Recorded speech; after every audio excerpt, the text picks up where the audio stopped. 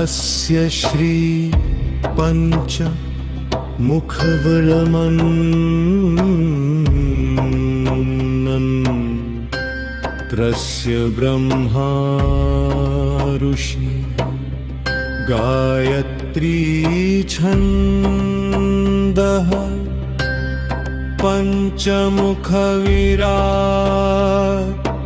हनुमान देवता ह्रीं बीजं श्रीं शक्तिः क्रों कीलकम् क्रूं कवचम् क्रीं अस्त्राय फट् इति दिग्बन्धः। श्रीगरुड उवाच अथ ध्यानं प्रवक्ष्यामि शृणु सर्वाङ्गसुन्दरी यत्कृतं देवदेवेन ध्यानं हनुमतः प्रियम्।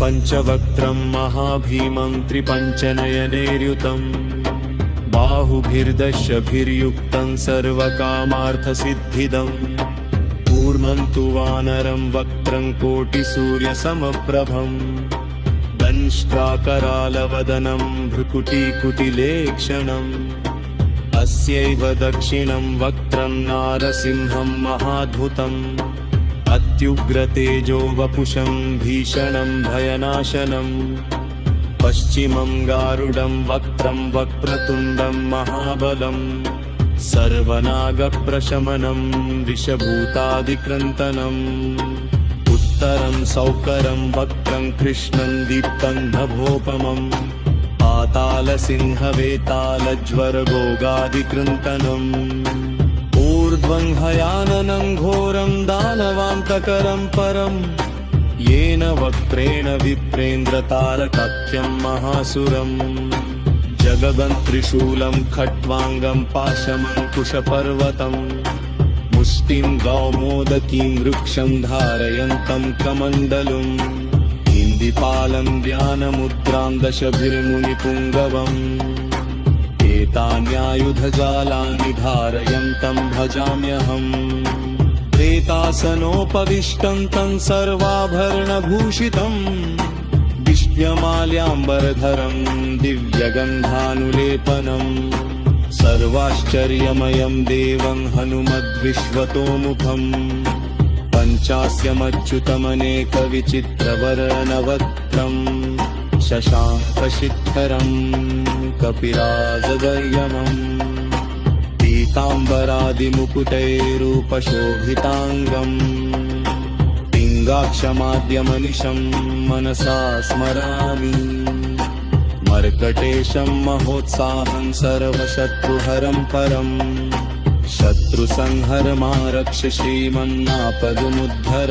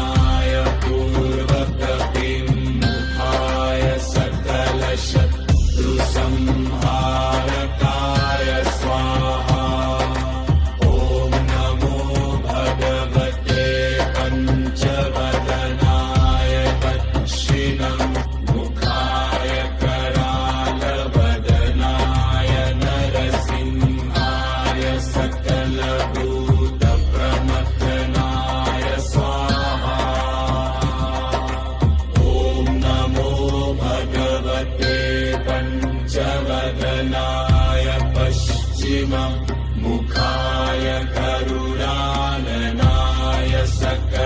सकलविषहराय स्वाहा। ॐ नमो भगवते पञ्चवदनायोद्धमुखायादिवराहाय सकलसम्पत्कराय स्वाहा। ॐ नमो भगवते पञ्चवदनायोद्धमुखाय भक्तिभाय सकलजगदशङ्कराय स्वाहा। ॐ श्रीगणेशाय नमः। ॐ श्रीपञ्चवदनायाञ्जनेयाय नमः।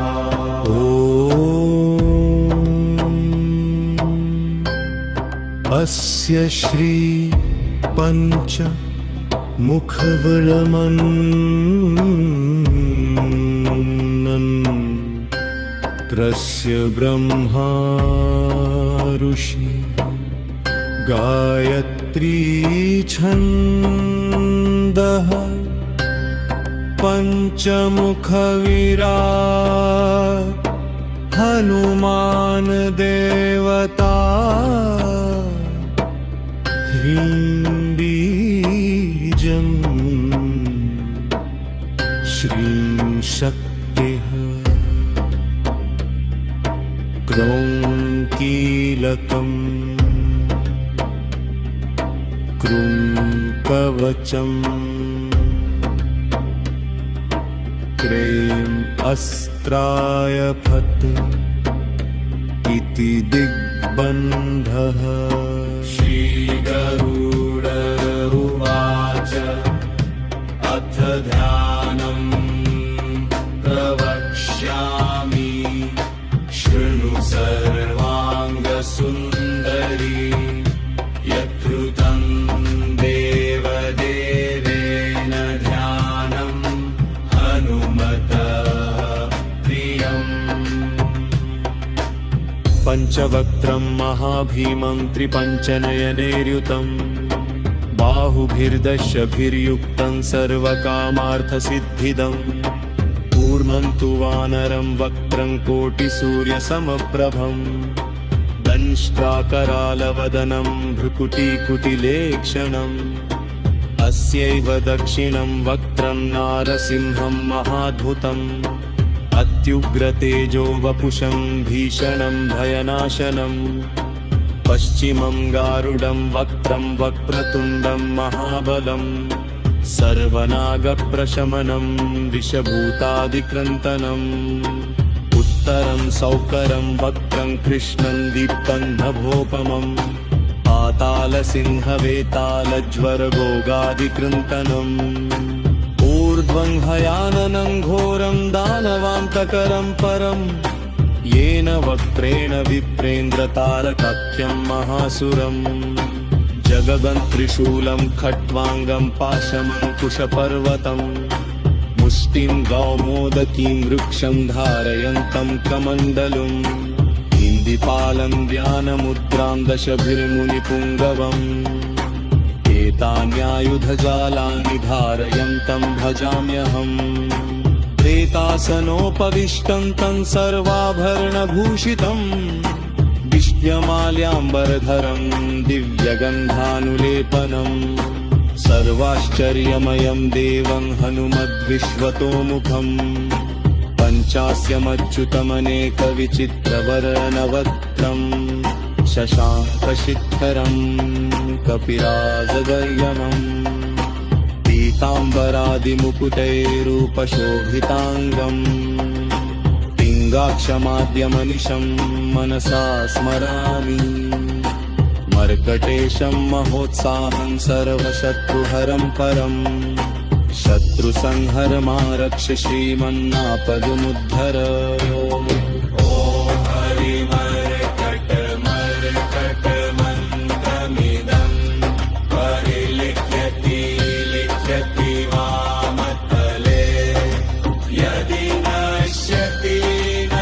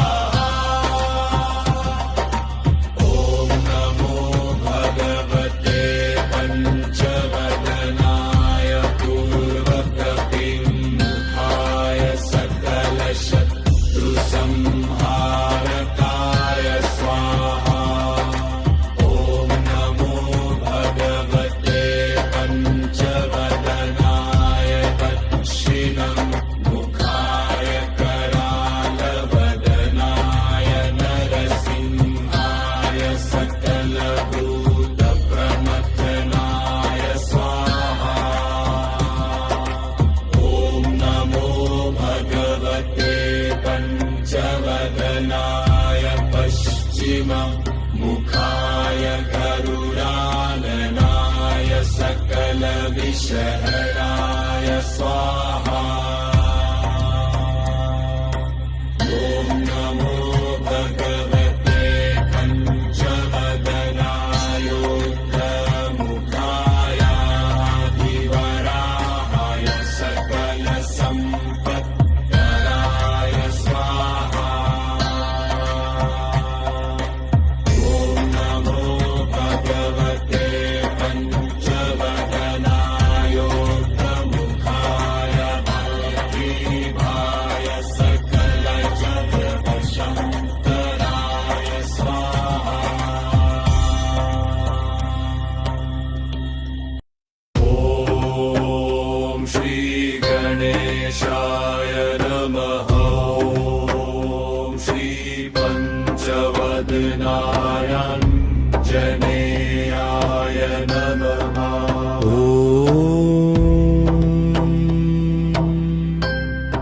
अस्य श्री पंच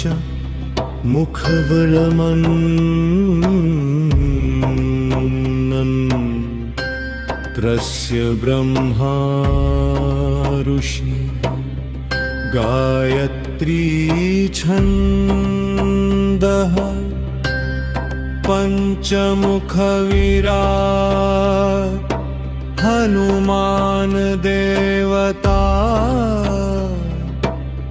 ह्रीं बीजम् श्रीं शक्तिः क्रौं कीलकम् क्रूं कवचम्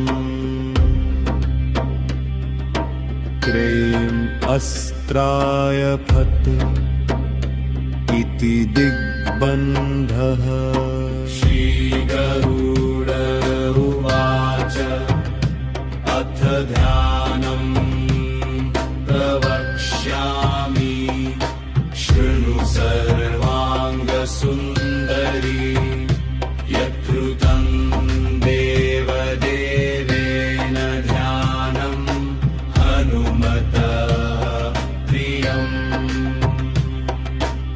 पंचवक्त्रं महाभीमं त्रिपञ्चनयनैर्युतं बाहुभिर्दशभिर्युक्तं सर्वकामार्थसिद्धिदं कूर्मं तु वानरं वक्त्रं कोटिसूर्यसमप्रभं दंष्ट्राकरालवदनं भ्रुकुटीकुटिलेक्षणम् अस्यैव दक्षिणं वक्त्रं नारसिंहं महाद्भुतम् अत्युग्रतेजो वपुषं भीषणं भयनाशनं पश्चिमं गारुडं वक्त्रं वक्रतुण्डं महाबलं सर्वनागप्रशमनं विषभूतादिक्रन्तनम् उत्तरं सौकरं वक्त्रं कृष्णं दीप्तं नभोपमम् पातालसिंहवेतालज्वरगोगादिकृन्तनम् ऊर्ध्वं हयाननं घोरं दानवान्तकरं परं येन वक्त्रेण विप्रेन्द्रतारकाख्यं महासुरम् जगदं त्रिशूलं खट्वाङ्गं पाशमङ्कुशपर्वतं मुष्टिं गौमोदकीं वृक्षं धारयन्तं कमण्डलुम् इन्दिपालं ध्यानमुद्रां दशभिर्मुनिपुङ्गवम् एतान्यायुधजालानि धारयन्तं भजाम्यहम् प्रेतासनोपविष्टं तं सर्वाभरणभूषितं विश्व्यमाल्याम्बरधरं दिव्यगन्धानुलेपनं सर्वाश्चर्यमयं देवं हनुमद्विश्वतोमुखम् पञ्चास्यमच्युतमनेकविचित्रवर्णवक्त्रं शशाङ्कशिखरं कपिराजगर्यमम् पीताम्बरादिमुकुटैरूपशोभिताङ्गम् पिङ्गाक्षमाद्यमनिशं मनसा स्मरामि मर्कटेशं महोत्साहं सर्वशत्रुहरं परम् शत्रुसंहरमारक्ष श्रीमन्नापदमुद्धर ॐ हरिमर्कटमर्कटमन्त्रमिदं परिलिख्यति लिख्यति वामतले यदि नश्यति नश्यति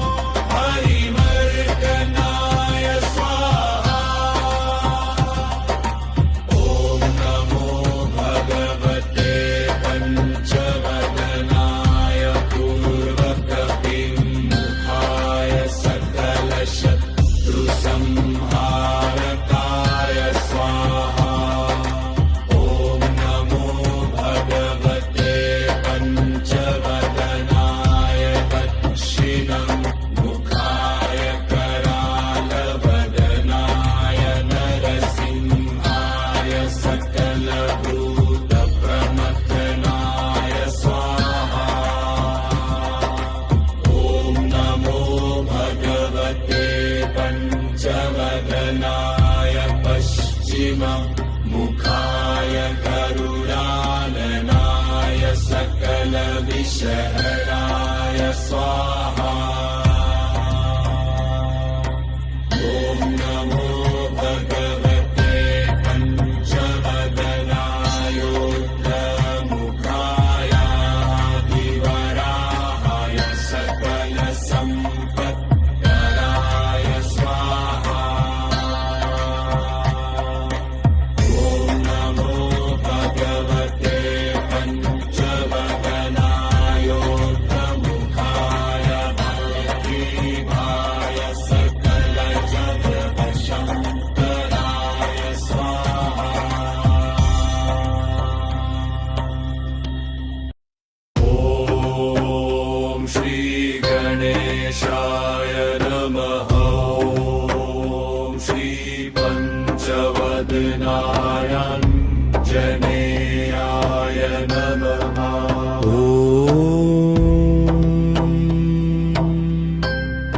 अस्य श्री पंच मुखबलमन्त्रस्य ब्रह्मा ऋषि गायत्री छन्दः पंचमुखविराट्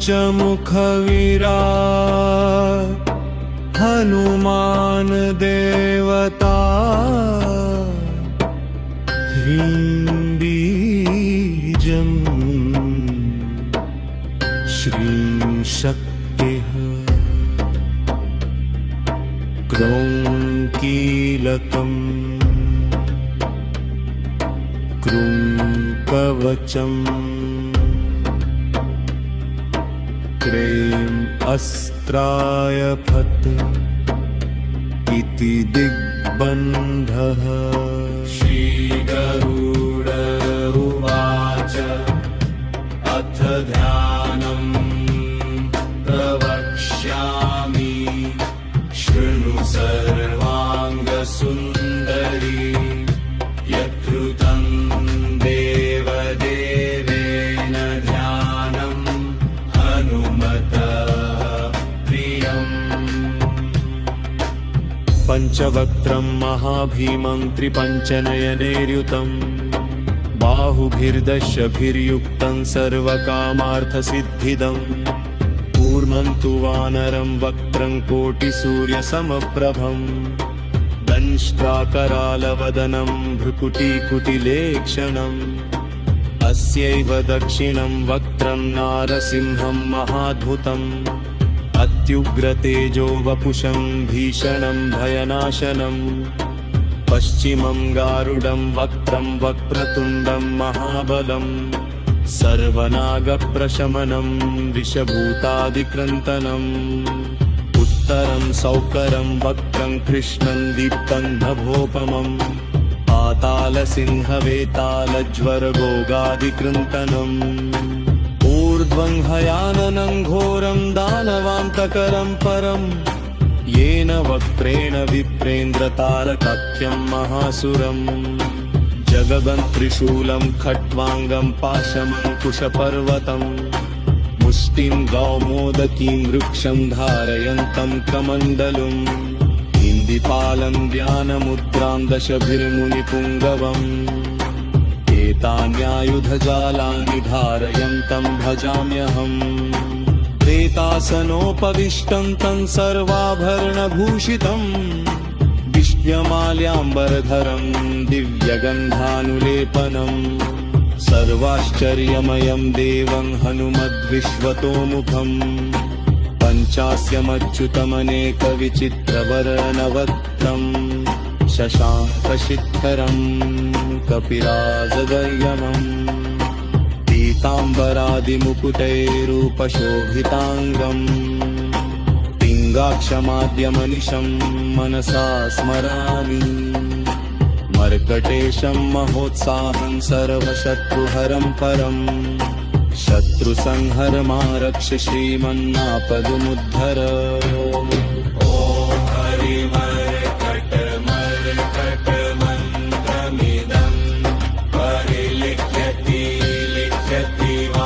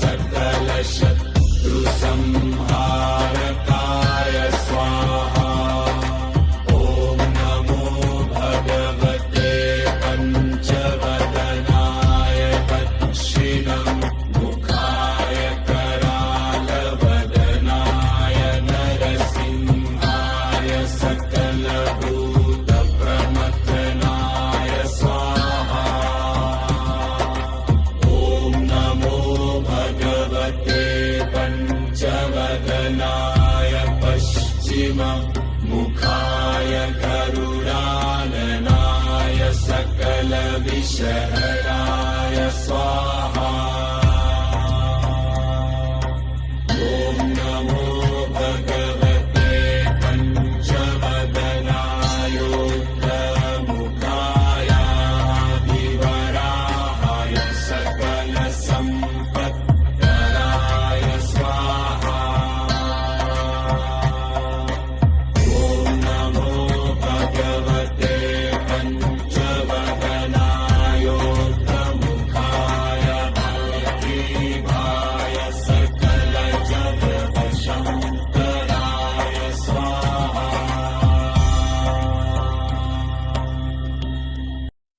ॐ श्रीगणेशाय नमः। ॐ श्रीपञ्चवदनाय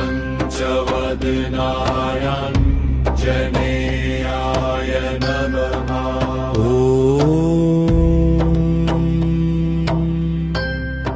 अस्य श्री पंच मुखवरमन्त्रस्य ब्रह्मा ऋषि गायत्री छन्दः पंचमुखविराट्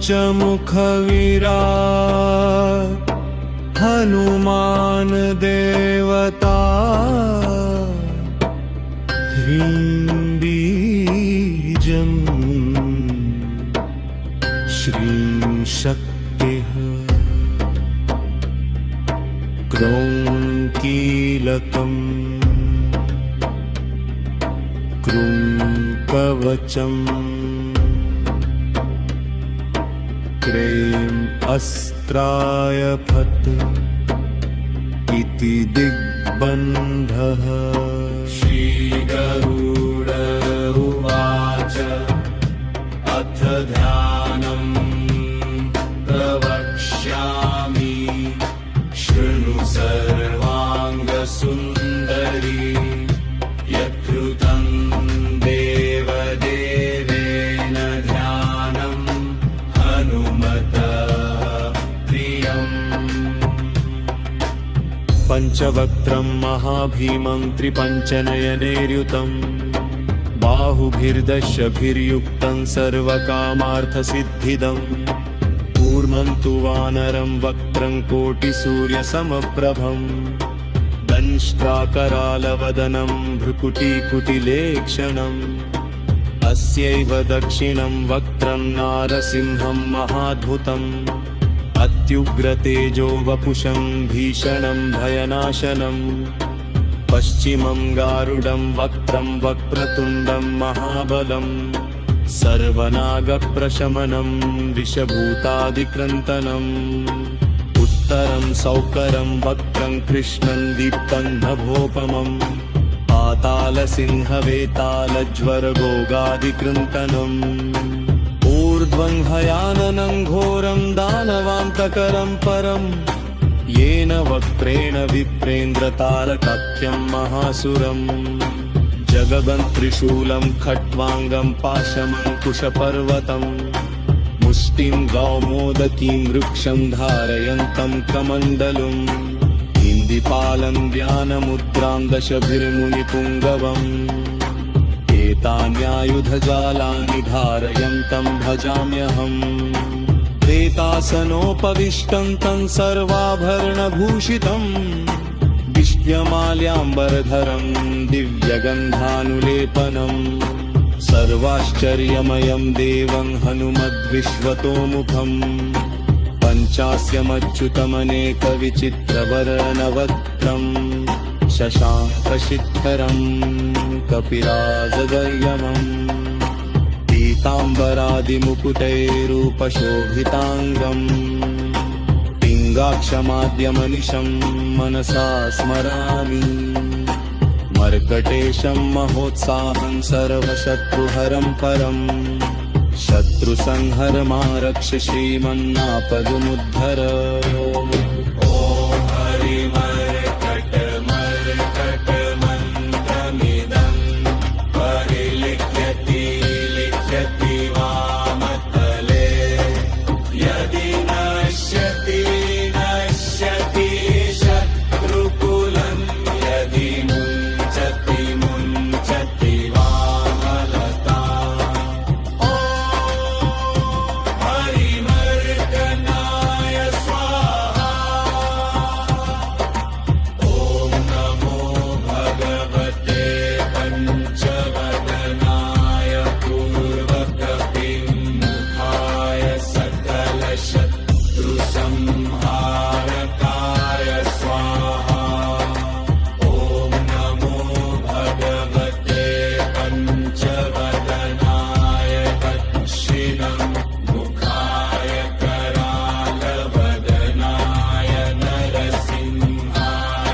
सकलभूतप्रमथनाय स्वाहा ॐ नमो भगवते पञ्चवदनाय पश्चिममुखाय गरुडाननाय सकलविषहराय स्वाहा